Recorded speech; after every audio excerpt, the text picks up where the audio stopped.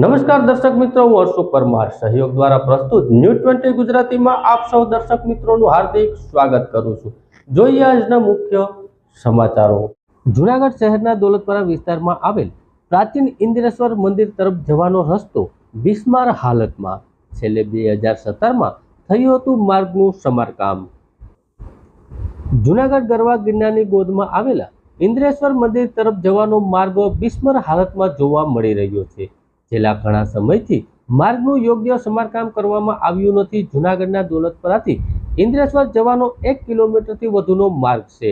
અહીં ન માત્ર જૂનાગઢ ન માત્ર સૌરાષ્ટ્ર પરંતુ રાજ્યભરમાંથી અનેક શિવ ભક્તો અહીં આવતા હોય છે।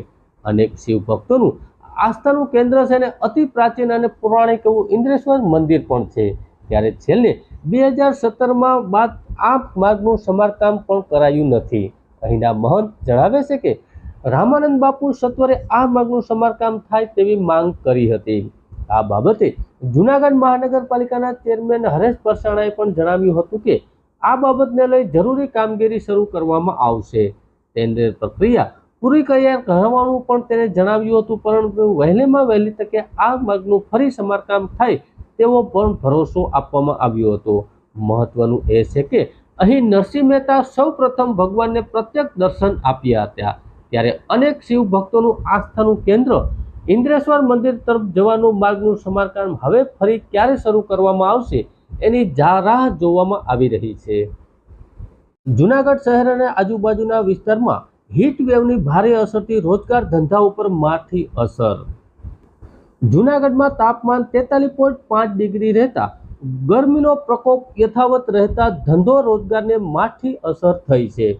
જૂનાગઢ સહિત શહેરોમાં ગરમીનો પારો દિન પ્રતિદિન વધી રહ્યો છે।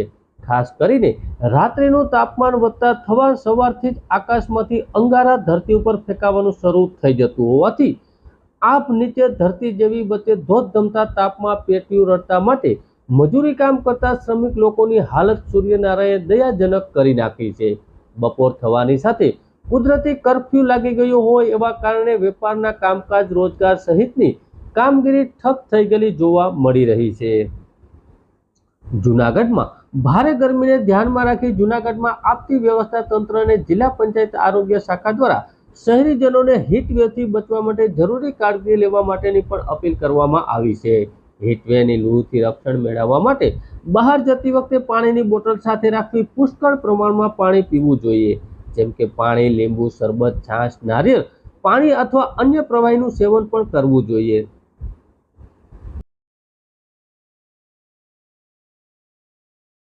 જૂનાગઢનો 60થી વધુ પ્રોહિબિશનના ગુના ધરાવતો બુટલેગર હિરેન કારિયા ડુપ્લિકેટ પાસપોર્ટના આધારે વિદેશ ભાગી જાય તે પહેલા ધરપકડ કરતી જૂનાગઢ પોલીસ।